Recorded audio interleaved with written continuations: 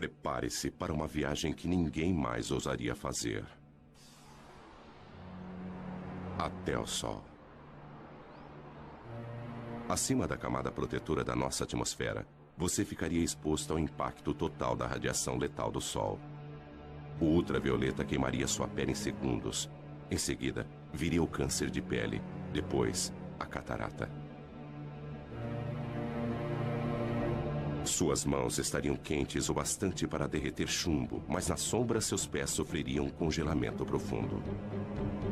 Estamos indo para o coração superaquecido do nosso sistema solar.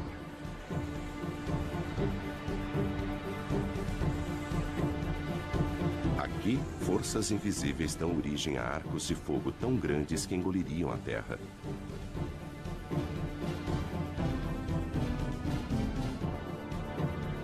Onde explosões solares alvejam o espaço com jatos de energia pura. Se o nosso planeta Terra estivesse próximo de uma destas, seria vaporizado em segundos. Hastes de hidrogênio quente. Este prado vermelho é invisível para nós na Terra, onde ficamos ofuscados pelo brilho intenso que existe abaixo dele. Aqui, jatos de calor sobem e descem, cada um com o tamanho do Texas e com 1.600 quilômetros de profundidade. E ainda mais abaixo, em seu núcleo, a temperatura é de 17 milhões de graus centígrados. Mas o planeta Terra está à distância certa desse inferno. Enquanto outros planetas são congelados ou escaldantes, nós, a 150 milhões de quilômetros, estamos em uma zona confortável. Um pouco mais perto e os oceanos ferveriam. Mais distante e a Terra seria um deserto gelado. Sem esta usina de energia, em apenas alguns meses estaríamos cobertos de gelo. Nós devemos nossas vidas a esta fúria do Sol.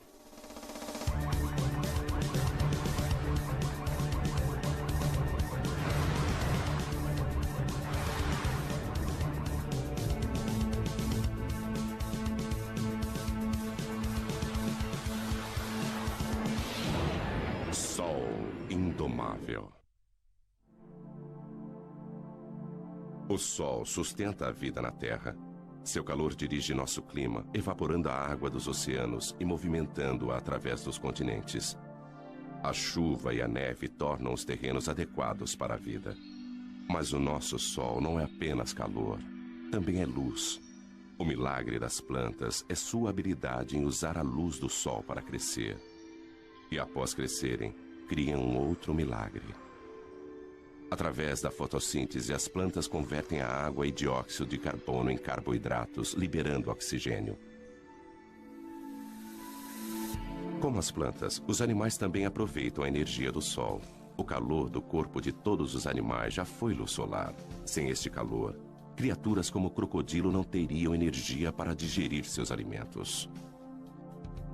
Uma câmera de mapeamento térmico mostra as áreas quentes, as protuberâncias nas costas do crocodilo que desenvolveram-se para captar o calor do Sol. Eles absorvem o calor através da pele que o transporta para a corrente sanguínea. Os alimentos apodreceriam no estômago frio de um crocodilo.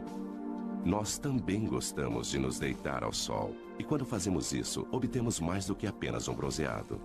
Nossa pele começa a produzir ingredientes para as vitaminas que precisamos para sobreviver, usando reações químicas que são desencadeadas pela energia da luz do Sol. Nós devemos nossas vidas a esta imensa usina de força natural. Ela utiliza como combustível o elemento mais simples do universo, hidrogênio, o gás mais leve que o ar, que antigamente era usado para sustentar o voo das aeronaves. 1937, 70 toneladas de hidrogênio impulsionam o Heidelberg sobre Nova Jersey. Mas ocorre uma faísca.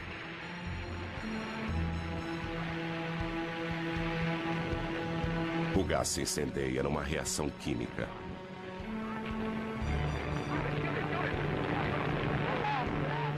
Mas o mesmo hidrogênio, através da fusão de uma reação nuclear como a do Sol, arrasaria Nova York.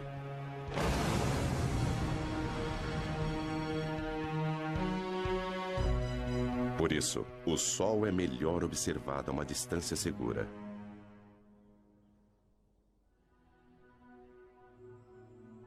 Lago Big Bear Mountain, onde o ar frio e tranquilo não é afetado pelas ondas de calor. O telescópio do Observatório Big Bear pode filtrar o brilho do Sol. Ele focaliza apenas uma frequência específica de cor. E um novo Sol é revelado.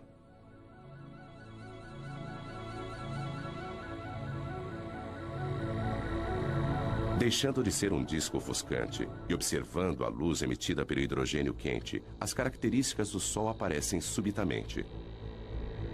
Estas características refletem as variações do Sol, variações que, por sua vez, afetam a nossa Terra. As manchas pequenas e arredondadas são as áreas mais frias, manchas solares, que localizam-se em uma superfície abrasadora. Labaredas, fissuras que se abrem, brilhando com mais calor à luz do hidrogênio.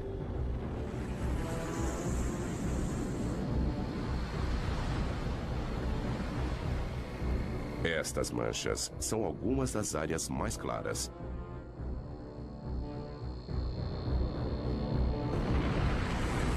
Imensos filamentos, arcos de gás erguendo-se acima da superfície.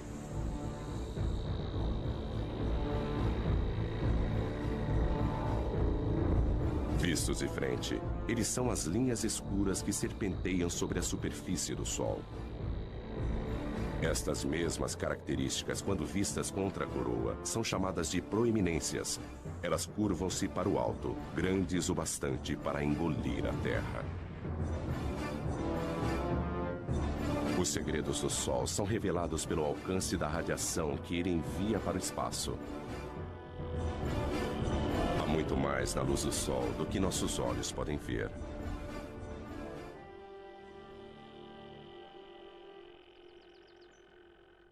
Graças à internet, ninguém precisa visitar um observatório para estudar o Sol. O professor e escritor Ken Lang trabalha na própria casa em Boston. Ele dedicou grande parte de sua carreira a pesquisar o que faz o Sol brilhar. O segredo está na capacidade do Sol de comprimir os átomos de hidrogênio com tamanha potência que eles se fundem, transformando-se em hélio. O Sol brilha por fusão nuclear. A fusão de 4 átomos de hidrogênio e 1 de hélio. Primeiro um átomo de hidrogênio funde-se a outro, depois mais um e um quarto. Mas o hélio pesa menos do que 4 átomos de hidrogênio que o formaram. Então a massa é menor do que a que você utilizou. Esta diferença na massa é a energia que alimenta o Sol. Alguns quilos de matéria transformam-se em energia em uma bomba H.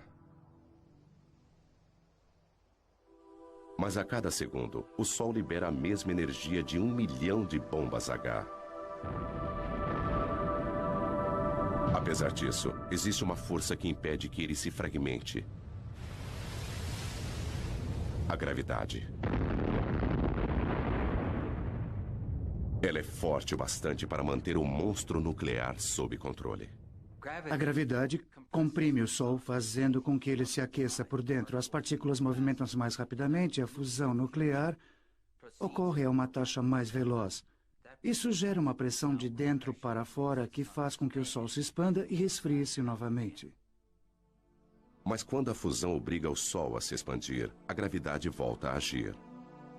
O núcleo se aquece e a fusão nuclear aumenta. Então o pêndulo fica oscilando entre a gravidade e a fusão. É como um cabo de guerra indo e voltando, mas sem vencedor.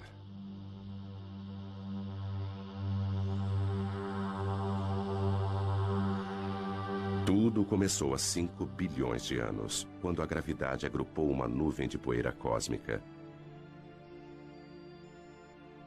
No núcleo, tornando-se mais denso e mais quente, o gás e a poeira fundiram-se. Cometas disparavam na direção do Sol recém-nascido. Hoje, o telescópio espacial Hubble observa o mesmo processo acontecendo em todo o céu.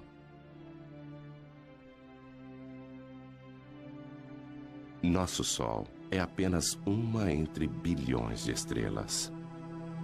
O Hubble aproxima-se delas e nos mostra estrelas de todas as idades num ciclo de vida em que todas estão conectadas, porque as estrelas nascem de outras estrelas.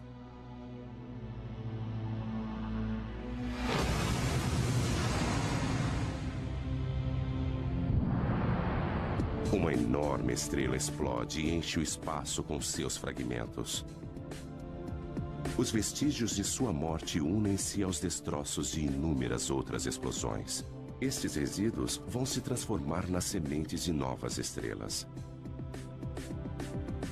A nebulosa da Águia, o caldeirão da criação. Nuvens imensas de estrelas mortas há muito tempo. No seu interior, estrelas, planetas, talvez até mesmo vida, tudo isso esperando pela iminência do nascimento.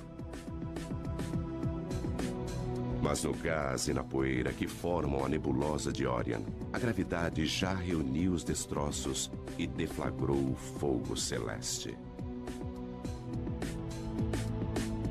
Novas estrelas com bilhões de anos para brilhar. Da história estelar universal, agora voltamos ao nosso Sol. O que se vê no Sol depende de como ele é observado. Além das cores visíveis, existem os raios-x invisíveis, raios ultravioleta, raios infravermelhos e ondas de rádio. As partes mais interessantes do Sol estão em comprimentos de ondas visíveis. Elas fornecem uma nova perspectiva. Da mesma forma que a sintonia de uma TV, cada novo comprimento de onda fornece uma nova imagem, uma vez que a maior parte desta radiação invisível é absorvida pela atmosfera. Nós lançamos satélites. 5, 4, 3, 2... Cabo Canaveral, dezembro, 1995. Espaçonave Atlas. O satélite Sorro paira no espaço em um ponto especial, a 1.600.000 quilômetros, onde a força gravitacional da Terra é tão forte quanto a do Sol. Este observador do Sol, alimentado pela energia solar, encontra-se equilibrado entre os dois. NASA, Centro Espacial Goddard. Os cientistas aqui estudam as imagens que o Sorro enviou para a Terra durante vários anos. Mas em 1998, o controle da missão perdeu estas imagens quando o Sorro girou em relação ao Sol e sua energia falhou. Tudo o que eles podiam fazer era aguardar e esperar que a espaçonave voltasse à posição de frente para o Sol. Lentamente, isso aconteceu. Imagens da galeria do Sorro. Se os nossos olhos pudessem ver a radiação ultravioleta, então a aparência do Sol seria mais ou menos esta.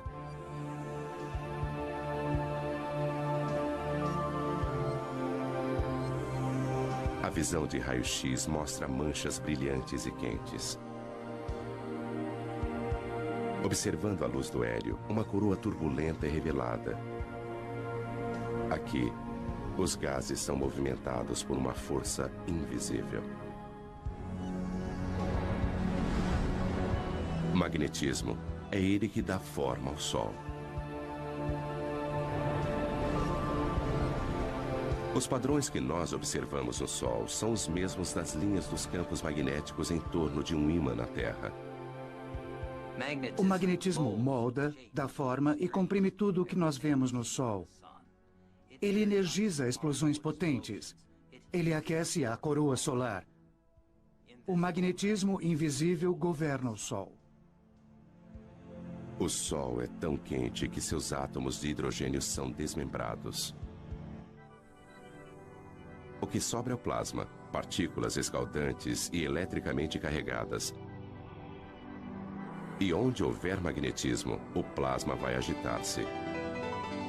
Aqui, nada fica estático. Este roda-moinho incontrolável é um furacão solar com 1.600 quilômetros de largura. E abaixo da superfície brilhante e visível, a convecção ergue gigantescas labaredas de plasma da fornalha sob pressão, mais abaixo.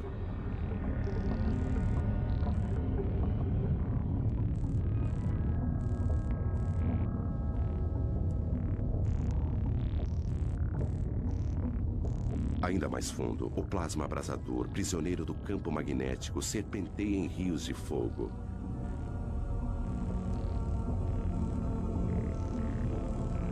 O Sol está em constante movimento. Os mapas mostram que o plasma movimenta-se em velocidades diferentes nas diversas camadas. O vermelho é mais rápido, o azul é mais lento. As partículas elétricas giram em redemoinho dentro do Sol. Mais depressa no Equador, mais lentamente nos polos. E essa diferença de movimento produz o magnetismo do Sol. Isso pode ser estudado com o telescópio McMath.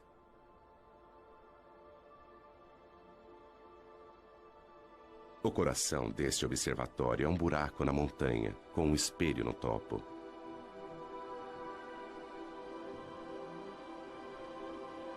Don Jennings veio aqui para estudar o magnetismo do Sol. Apesar dele jamais alcançar a Terra, isso não vai impedi-lo.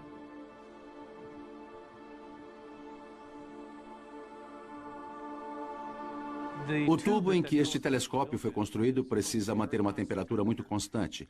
E, então, construindo dentro da montanha é como tê-lo dentro de uma caverna.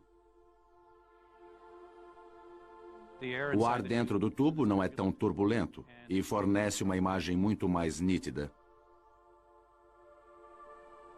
Ele tem um espelho no alto que capta os raios de sol e os envia a 90 metros de profundidade pela lateral da montanha até outro espelho que recebe o raio e o focaliza, formando uma imagem exatamente onde nós temos nossos instrumentos preparados.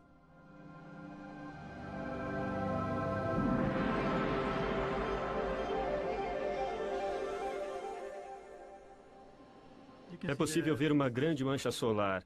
E o mais incrível para mim é aquela mancha solar ali atrás. São duas manchas solares desta vez e não uma só. E como estamos planejando mapeá-las? Alinhe a fenda ali e deslize para... Dom e Pedro Sada são mapeadores de campos magnéticos. É um trabalho duro. A paisagem e as manchas solares mudam constantemente. Manchas solares são áreas em que o campo magnético é muito forte e a atividade na superfície solar é muito intensa. E nós queremos estudar a estrutura dos campos magnéticos na região das manchas solares e também observar como elas mudam de hora em hora, de um dia para o outro. Para estudar o objeto mais quente do nosso sistema solar, eles precisam ir para o outro extremo de temperatura.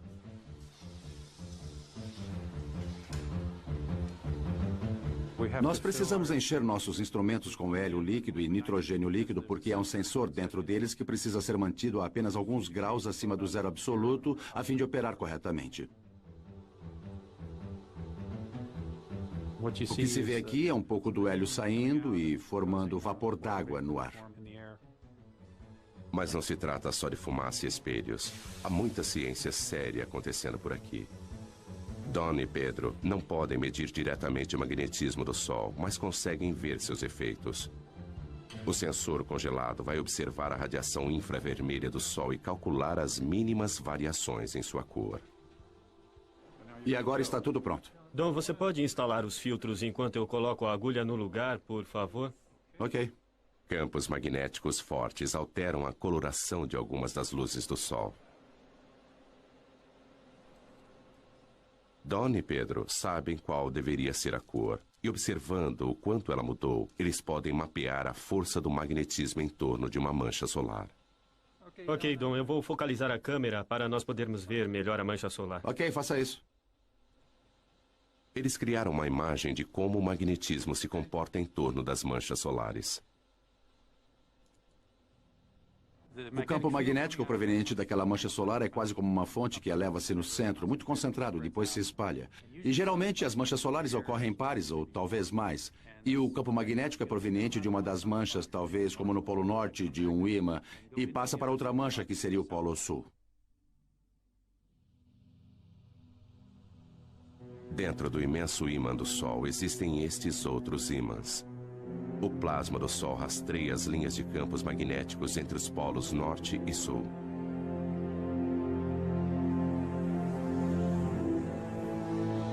Quando o Sol fica mais ativo, o magnetismo é mais complexo. Então, a superfície é transformada em um tapete de agitação magnética. É isso que acarreta o surgimento de mais manchas solares.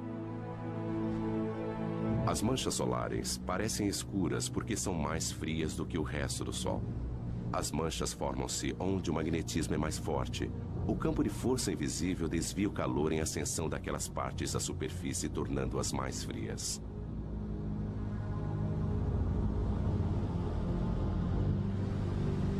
Se você pudesse entrar no centro de uma mancha solar, veria que ela apresenta uma ligeira depressão. Tem mais ou menos o formato de um prato.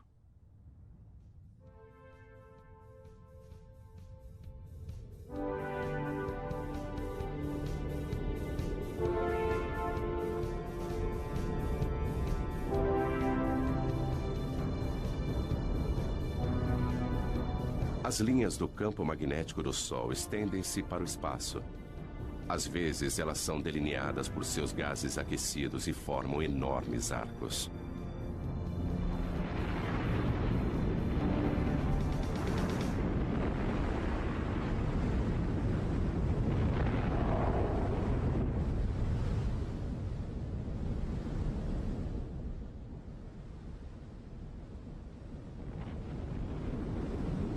Estas são as proeminências. As linhas magnéticas agem como tramas invisíveis, atraindo o plasma para fora. Elas podem pairar sobre o Sol durante semanas. Se você pudesse se aproximar de uma proeminência, veria milhares de quilômetros, talvez um arco grande assim, com materiais flutuando ao longo do campo magnético. Não se vê o campo magnético, só se vê o material brilhante. Arcos de gás que poderiam ir da Terra até a Lua. As linhas de campos magnéticos, quando formam uma proeminência, seguem um padrão de forma igual ao que vemos em torno de um ímã, e é o mesmo padrão. Frequentemente, elas começam como pequenos arcos e depois aumentam. E durante um período de tempo, elas podem se desconectar, e o material então passa a flutuar no espaço.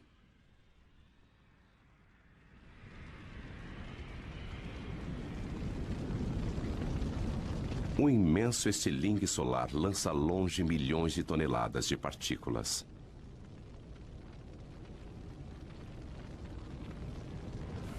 Pode até parecer lento, mas este plasma está a uma velocidade tamanha que poderia cruzar os Estados Unidos em menos de 1 minuto. Indicadores solares para 28 de outubro seguem. Fluxo solar 108 em Boulder A. Indicador 10. Repetindo, fluxo solar 108. Boulder, Colorado. Este é o Centro Nacional Atmosférico e Espacial. No Centro de Operações Atmosféricas do NOAA, nós monitoramos 24 horas por dia e 7 dias por semana. O indicador Boulder K0 100 horas UT em 29 de outubro era 3. Repito, Hoje, 3. Courtney Williamson é o meteorologista do centro. Outras pessoas pesquisam e mapeiam as atividades do Sol. Uma das nossas preocupações é a atividade explosiva do Sol. A atividade solar vai estar baixa. Estas áreas mais claras são áreas de campos magnéticos muito fortes. E às vezes estes campos magnéticos tornam-se muito carregados. Quando isso acontece, eles precisam liberar energia e fazem isso na forma de uma explosão solar. 8 minutos após uma explosão, a Terra é bombardeada por raios-x e ultravioleta que causam pane nas telecomunicações. 1984, toda a comunicação entre o avião presidencial e o controle de terra foi interrompida. Quando o presidente e a senhora Reagan desembarcaram na China, o comandante em chefe do exército norte-americano já estava sem contato há várias horas. Não havia nada que ninguém pudesse fazer a respeito. Até as comunicações por satélites foram afetadas. Em uma tempestade solar, raios de energia incineram a parte mais alta da atmosfera da Terra. O ar rarefeito se expande, trazendo para baixo satélites que normalmente estariam orbitando mais acima. Mas as explosões não são o único resultado. As proeminências podem parecer com arcos brilhantes na coroa do Sol. Mas quando vistas de frente, elas aparecem como faixas escuras e finas. E recebe um nome diferente: filamentos. As faixas escuras são os filamentos. Eles localizam-se na parte mais alta da atmosfera solar e às vezes são lançados pelo Sol. Quando isso acontece, eles seguem um vento solar e propagam-se na direção da Terra. O vento solar é um jato de partículas carregadas emitidas pelo Sol.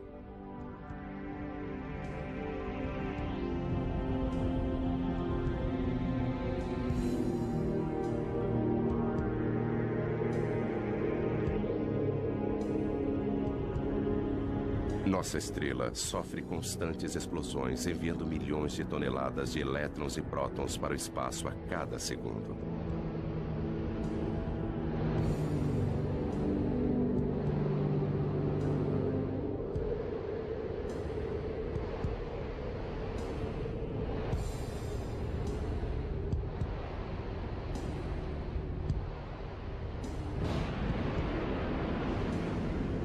Nossa primeira pista para a existência desse vento surgiu há algumas décadas com os cometas. 1986, cometa Halley. Atingidos pelo calor do Sol, seu gelo e poeira cósmica evaporam. 10 anos depois, o cometa Hale-Bopp, visto com duas caudas. Uma delas, um rastro amarelado de poeira e detritos que cobrem a trajetória do cometa. A outra cauda é de um azul elétrico. É gás brilhante, são partículas carregadas e, como uma biruta, movimenta-se na direção daquele vento solar. Esta cauda sempre aponta para a direção contrária ao Sol. Mas existem maneiras melhores do que cometas para ver o vento solar no espaço. Os satélites alimentam os monitores no Centro Nacional Atmosférico e Espacial. Estas são a densidade, a velocidade e o campo magnético do vento solar.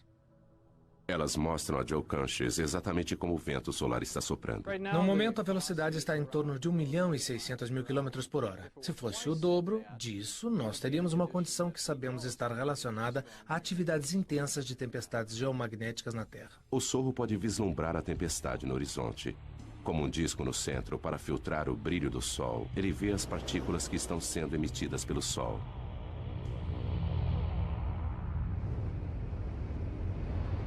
Elas atingem o sensor da câmera e faiscam.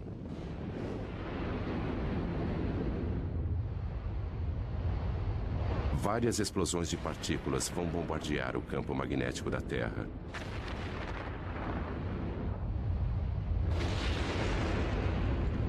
Isso tem um preço, às vezes com consequências devastadoras para o planeta. Esta imagem computadorizada mostra o campo magnético da Terra sendo bombardeado em 1997 por gigantescas rajadas de vento.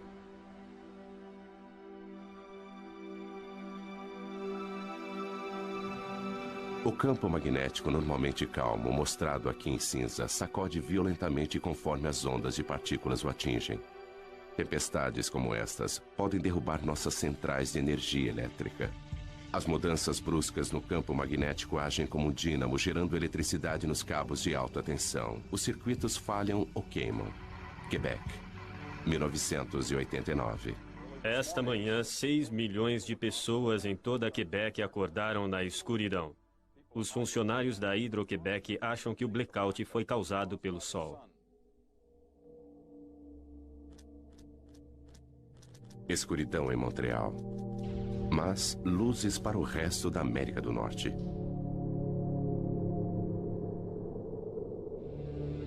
As partículas que derrubaram a energia em Quebec alcançaram a Terra e produziram a aurora boreal e austral.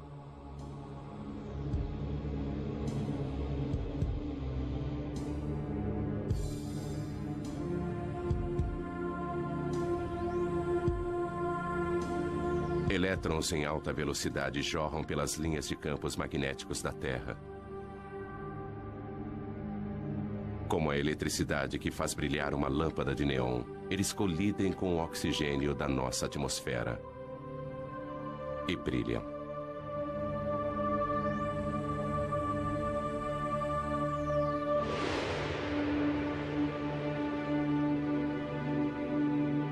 A quantidade de energia liberada pelo Sol é fenomenal. Se nós pudéssemos, de alguma forma, armazenar toda a energia que atinge a Terra em um único dia, ela seria suficiente para suprir a necessidade de energia do mundo inteiro durante 30 anos. Se pudéssemos aproveitar essa energia. Quando se trata de energia solar, Dave Reeves sabe que é preciso pensar grande. Barstow, Califórnia. Bem, estamos na maior usina de energia solar do mundo. Dave tem mais de 1 milhão de metros quadrados de refletores. Nós produzimos energia suficiente aqui, na média, para cerca de 50 mil casas. Em seus gigantescos campos na Califórnia, apesar de não cultivar nada, ele ainda consegue ter uma colheita. Estamos recolhendo a energia do Sol, concentrando-a com esses refletores em forma de parabólica para um tubo central, onde temos um fluido que aquece e depois transporta esta energia em forma de calor para conversores de calor que a transformam em vapor.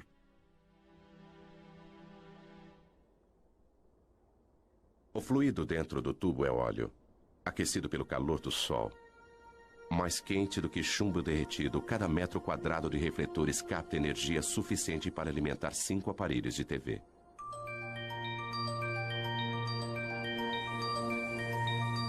Da luz do Sol, as luzes elétricas. Apesar de ter programado 500 mil de refletores para seguirem a trajetória do Sol no céu, alguns raios solares ainda escapam de Dave. Nós contamos cerca de 30 dias nublados por ano, além de dias que são parcialmente nublados. Mas isso ainda nos deixa uma grande maioria de dias claros e ensolarados.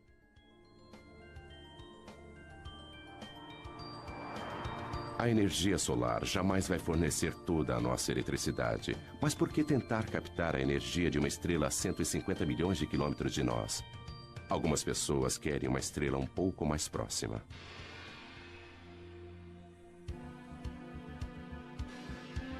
General Atomics, San Diego. Bem-vindos à fábrica de estrelas. É aqui que eles se atrevem a fundir átomos.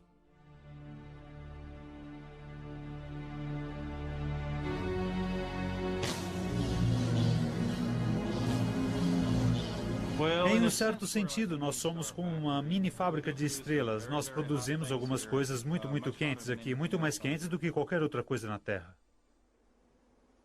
Rick Lee vai entrar na pequena câmara, onde os cientistas estão tentando produzir uma estrela na Terra. Ele veste roupas protetoras para manter a asepsia. Um contágio a 200 milhões de graus de temperatura causaria danos inimagináveis. Esta fábrica de sóis é a última tentativa de um sonho de 50 anos, uma fusão nuclear controlada. É um monstro da engenharia. Tudo isso para tentar reproduzir o que o Sol faz todos os segundos e todos os dias. Apesar de ser um cientista, para embarcar nesse projeto, Rick precisou aperfeiçoar-se em uma arte. Bom, é meio apertado aqui. É como dar à luz. Mas se eu ficar de lado e for avançando por aqui... Espera. Girando um pouquinho... Colocando os pés aqui em cima e andando pela parede. Não é assim tão difícil. O Sol comprime os átomos juntos com a gravidade. Rick utiliza uma outra força.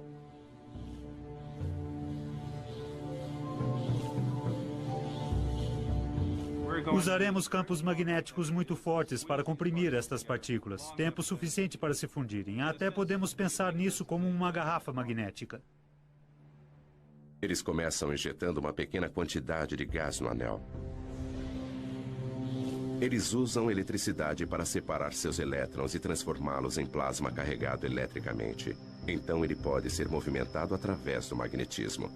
Vai encher quase até aqui. E depois nós vamos ligar os eletroímãs lá fora que vão produzir campos magnéticos para comprimir o plasma quente até esse tamanho, onde a parte mais quente, a parte mais densa, ficará assim do tamanho da minha cabeça. Mas apreender o plasma com magnetismo já foi comparado a segurar gelatina com elásticos. Atualmente, eles só conseguem manter a fusão por alguns segundos. É incrivelmente sedutor criar um Sol na Terra, porque o combustível, hidrogênio pesado, é barato. É uma variedade de hidrogênio que ocorre naturalmente na água do mar. Controlando a fusão, esta seria uma fonte barata de energia para as gerações futuras. Eclipse no Caribe. Uma coincidência cósmica. A Lua está com o tamanho e a distância perfeitas para encobrir o disco brilhante do Sol. Somente quando o Sol estiver completamente eclipsado é que será seguro retirar esses óculos especiais. Então, será possível observar a camada externa e secreta do Sol, a coroa. A Apesar de estar 3/4 encoberto, ainda é dia claro.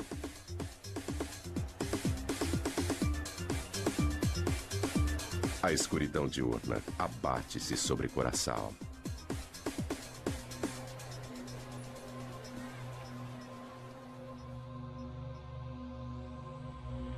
A lua devora as últimas porções do sol. Falta pouco.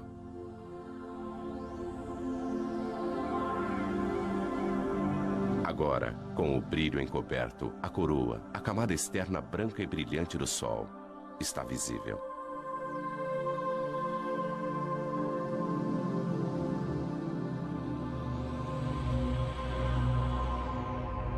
Surgindo acima do Sol, um pontinho de luz. E mais um a sudoeste. São Júpiter e Vênus. Apesar da Terra estar na escuridão, esses dois planetas, a milhões de quilômetros de distância, estão no lado iluminado do Sistema Solar. Mais abaixo, às 2 da tarde, está escuro como a noite. Imagens de um outro eclipse.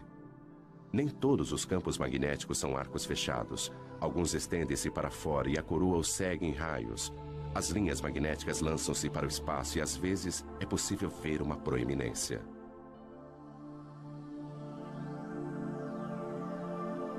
Do lado direito, uma coluna de gás aparece além da borda da Lua.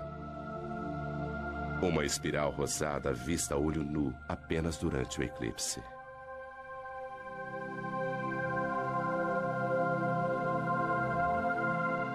Mas o eclipse no Caribe termina em apenas alguns minutos.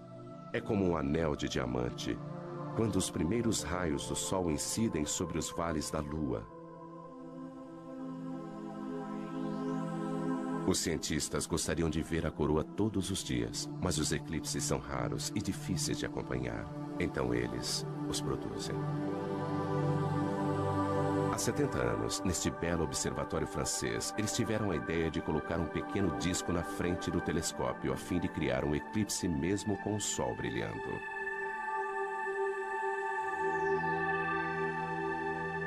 Eles observam o que acontece em torno da coroa do Sol.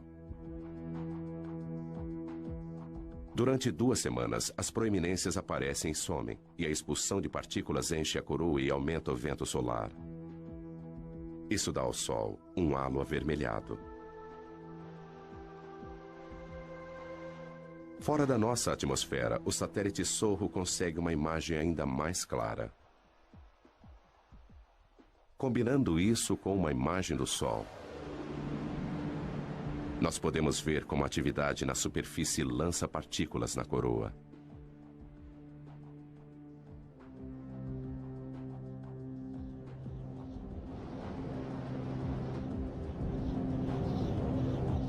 Mas a radiação e os ventos não são as únicas coisas que o Sol emite. Partículas minúsculas, os neutrinos, jorram do cerne nuclear.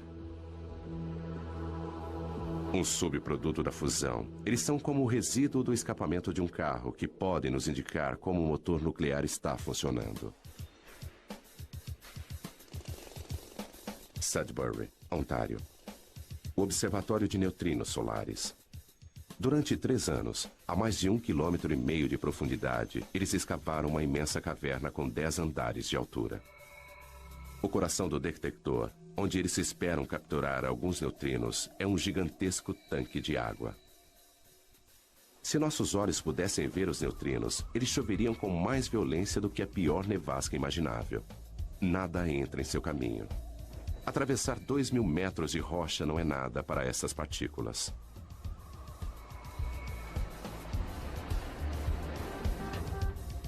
Esta experiência requer o equivalente a 300 milhões de dólares em água pesada. Eles não podem comprá-la, então pediram emprestado. Lá se vão mais de 6 milhões de dólares pelo ralo. Eles usam a água pesada porque ela produz um pequeno flash quando é atingida por um neutrino. E este flash é o que eles estão buscando. Fusões nucleares diferentes produzem tipos diferentes de neutrinos. O tipo de neutrino e sua quantidade são fortes indicadores do tipo de reação que está acontecendo. Nenhum outro experimento pode nos contar tanto a respeito do núcleo do Sol. Existem cerca de 100 bilhões de neutrinos passando através da ponta do meu dedo a cada segundo. Mesmo assim, com 1.000 toneladas de água pesada, o melhor meio para detectar neutrinos no nosso detector só acontece uma vez por hora, de um neutrino produzir um flash de luz que nós podemos observar. Descendo, no nosso caso, a uma profundidade de 2.000 metros, nós temos um grande paredão de rocha para evitar que os raios cósmicos atinjam o nosso detector. Assim, se colocássemos o detector na superfície da Terra, ele brilharia como a aurora boreal.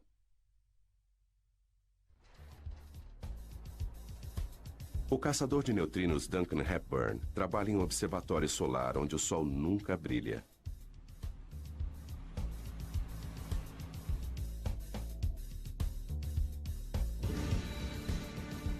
Mas além de desvendar os segredos do núcleo do Sol, este experimento também vai nos contar a respeito dos próprios neutrinos. Com este conhecimento, estaremos no caminho para saber o destino final do cosmos. O observatório de neutrinos precisa ser um lugar extremamente limpo. Tudo no mundo é radioativo, em certo grau, em níveis baixos. E a nossa defesa é manter o lugar extremamente limpo para que não caia nenhuma poeira no detector. Este laboratório subterrâneo é mais limpo do que uma sala de cirurgia. Duncan precisa se higienizar. Todo mundo que entra toma um banho. O mecanismo básico para detectar um neutrino é: ele vem do Sol, através de nossa Terra, para dentro da água pesada. Água pesada, mas os átomos de hidrogênio desta água têm um nêutron extra. Esse nêutron é o alvo. Quando é atingido por um neutrino, uma partícula de alta velocidade é liberada. Pense nisso como um jogo de bilhar e de repente nós veríamos uma bola correndo muito rápido. Ele produz um cone de luz azul. Portanto, em torno do tanque de água pesada, colocamos 10.000 sensores de luz que estão sintonizados para captar esta luz azul e contar sua incidência.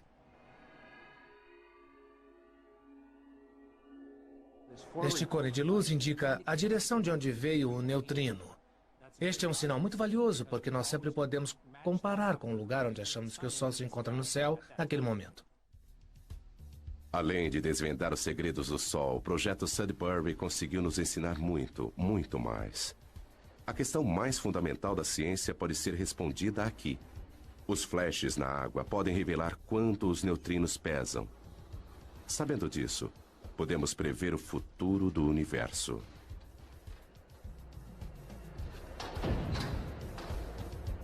Existem mais neutrinos do que qualquer outro tipo de partícula no universo. Se eles possuírem uma massa, mesmo que minúscula, isso pode influenciar a atual expansão que está acontecendo desde o Big Bang e talvez até gerar um Big Crunch há bilhões de anos no futuro. Mas qualquer que seja o fim do universo, a morte da nossa estrela acontecerá bem antes.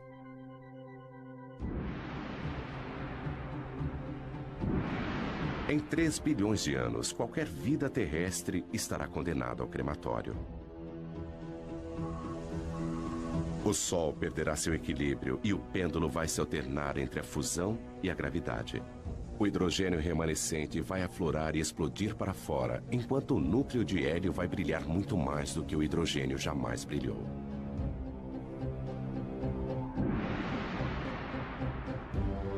Com a expansão do Sol, os planetas mais próximos serão incinerados. As calotas de gelo de Marte derreterão.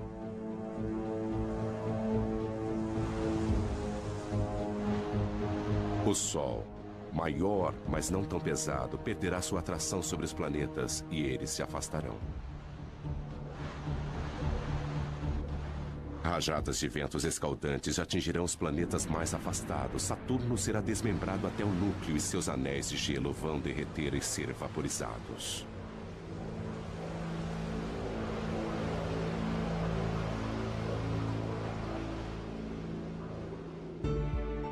Antigo gigante, Júpiter agora parece modesto, encoberto por sua lua Europa, cuja calota de gelo derreteu e transformou-se em oceanos.